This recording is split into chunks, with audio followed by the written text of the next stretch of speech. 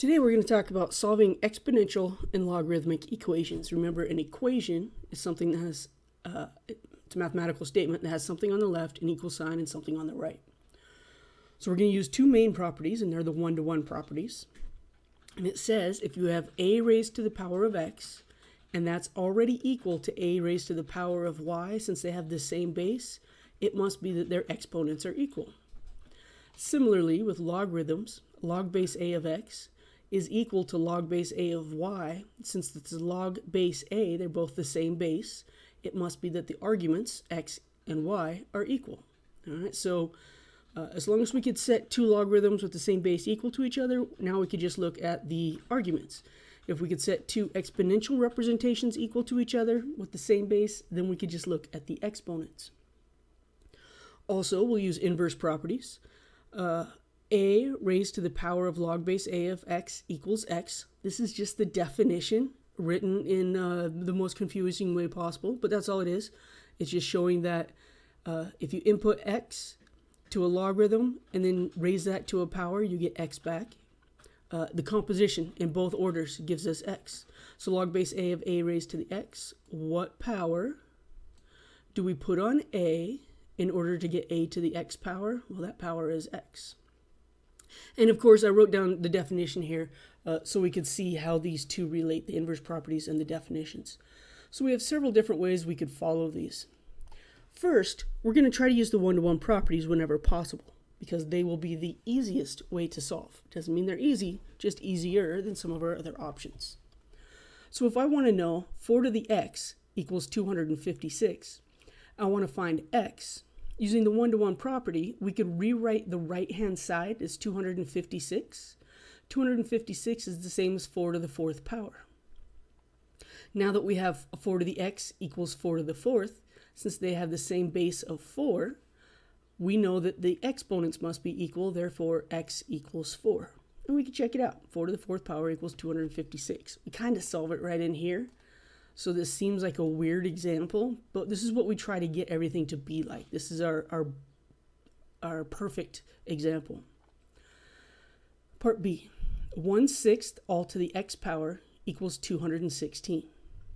So we're going to rewrite both sides in this case. 1/6, a fraction, is not a great base, but we know that reciprocals, right, flipping the fraction over, happens with a negative exponent. So the left side becomes 6 to the negative 1x, and 216 happens to be 6 to the 3rd. Now we could rewrite, instead of 1/6 x, we have 6 to the negative x equals, and instead of 216, we have 6 to the 3rd power. So 6 to the negative x equals 6 to the 3rd. We have the same base of 6. So we set our exponents equal to each other, and we end up with negative x equals 3. And to get x by itself, let's just multiply both sides by a -1, or divide if you prefer, and we'll get x equals -3. And you could always put it in your calculator and make sure. 1/6 in parentheses to the power of -3, hit enter, we should get 216. So that's a nice thing about math, is we could usually check our answers. For part C, e to the x equals 5.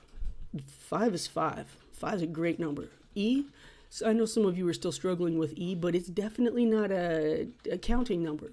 So we cannot rewrite both sides. So what we'll do instead is anytime we're trying to solve for a variable in the exponent, we will convert to logarithmic form. X is the power to which I raise e, and that's why we use that ln notation, the power to which I raise e, in order to get 5.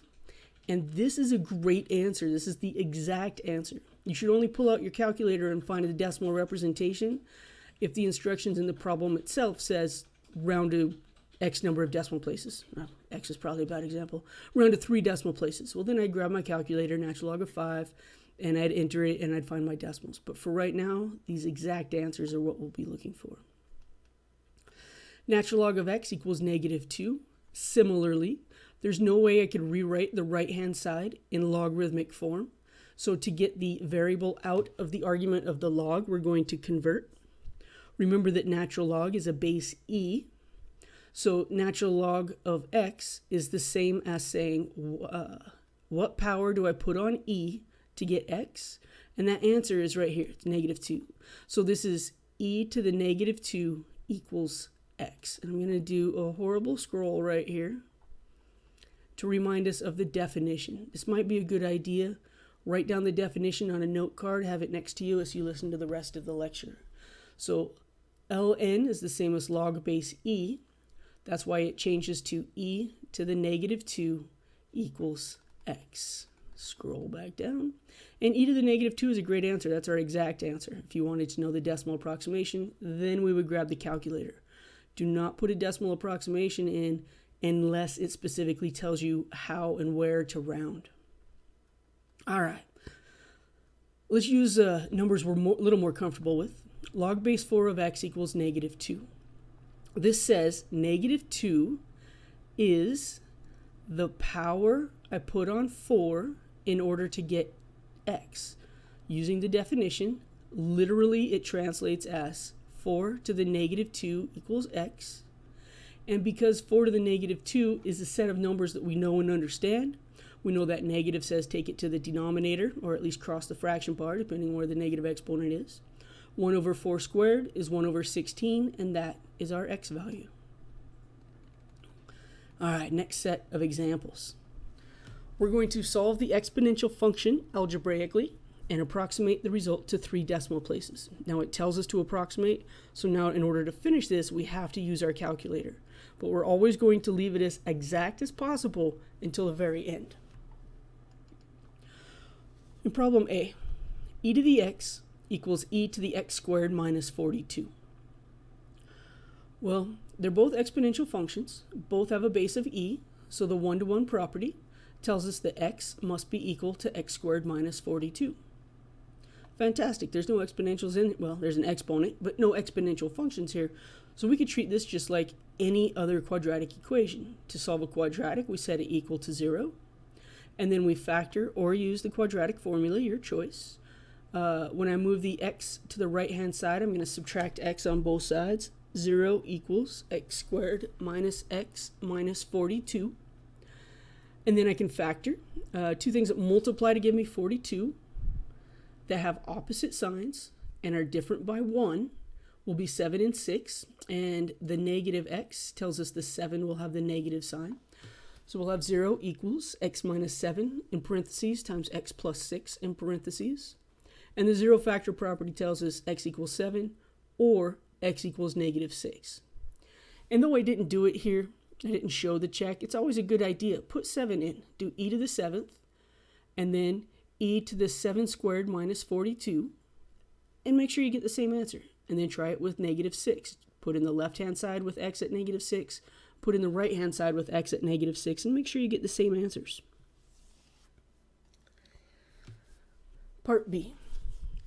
Just like when we're trying to solve any other type of problem, whether it's an absolute value equation, a perfect square equation, I can't think of the thousands of others of things that we've tried to do. We always start by isolating the blank part, right? Isolate the absolute value, isolate the variable, right? That's how we start. So we're going to isolate the exponential part by dividing both sides of this equation by 3.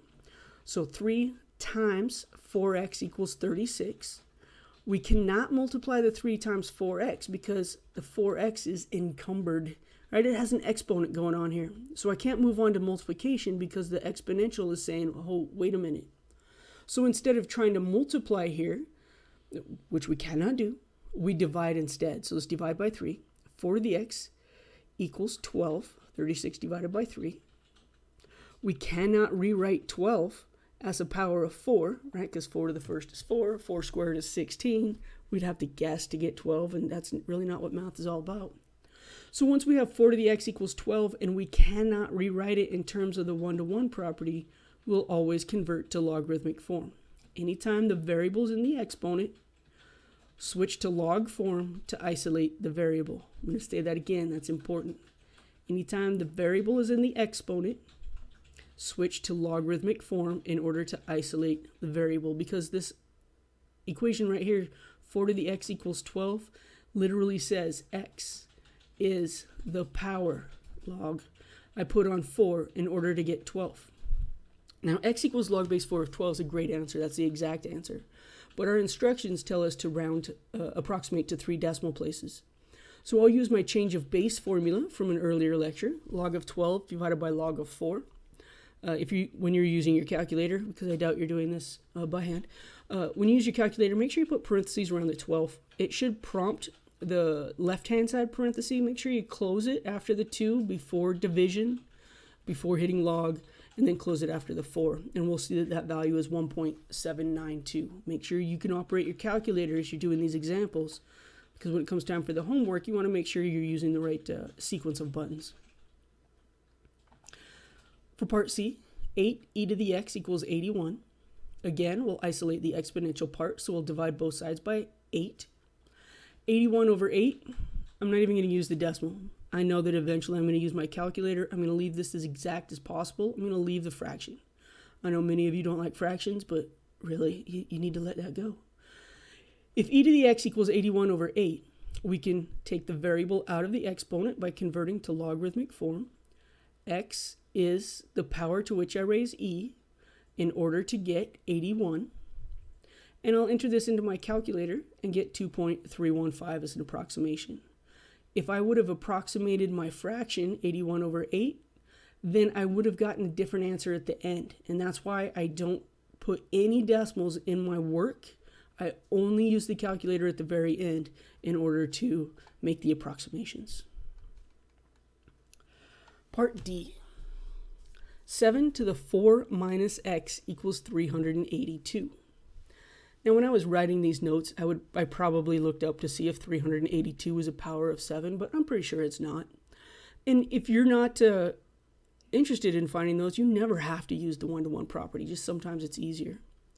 So since the exponential, 7 to the power of 4 minus x, is already isolated, we can convert 4 minus x is the power to which I raise 7 in order to get 382. Every time I convert, I say the steps again. Let's subtract log base 7 of 382 from both sides, add x to both sides to rearrange and isolate our variable. 4 minus log base 7 of 382 equals x is a great exact answer. But to find this answer on your calculator and approximate to 3 decimal places, we would enter 4 minus and then log 382, close the parentheses, divided by log of 7 equals, and this is the approximately equal to, so indicating that I rounded to get 0.945. All right, let's do this last example on this video, then I'm going to cut it off, and there will be a part 2 to show the rest of the examples. Here we go. Problem 2, part E. E to the 2x plus 18 equals 9e to the x. Now, the one-to-one property says we get exponential functions equal to each other, exponential expressions equal to each other. But this 18 is messing that up. We can't use the one-to-one property. Also, we can't isolate the exponential part because that 18 is messing things up. So what we do instead is we have something that's called quadratic in form. Since there are 2 terms that have an exponential part and they're not the same, right? One's e to the x and one's e to the 2x. We're going to set this equation to 0 to start, and we're going to write it with decreasing power. So we'll have e to the 2x minus 9e to the x plus 18 equals 0. So I move that 9e to the x to the left side. This is what we call quadratic in form because we could rewrite it instead of e to the 2x. We could write it as e to the x squared, right? Because a power raised to a power, we multiply. That's how we get the 2x. And I didn't rewrite over here at all, but it looks like now our variable is this e to the x. This would be the same y squared minus 9y plus 18, which you can all do. So we'll just do the same thing, but instead of calling it y, let's just call it the e to the x that it is. We want 2 things that multiply to be 18. They're the same sign, and that sign must be negative because the 9 is. So they multiply to be 18, add to be 9. We have e to the x minus 6 times e to the x minus 3 equals 0. So we set it equal to 0. We factored. Now our property says e to the x minus 6 equals 0, which gives us e to the x equals 6. which gives us x equals natural log of 6.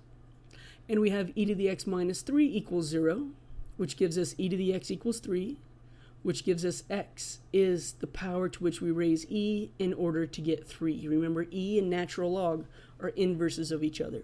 So if the exponential form has a base of e, the logarithmic form will always be ln, the special notation.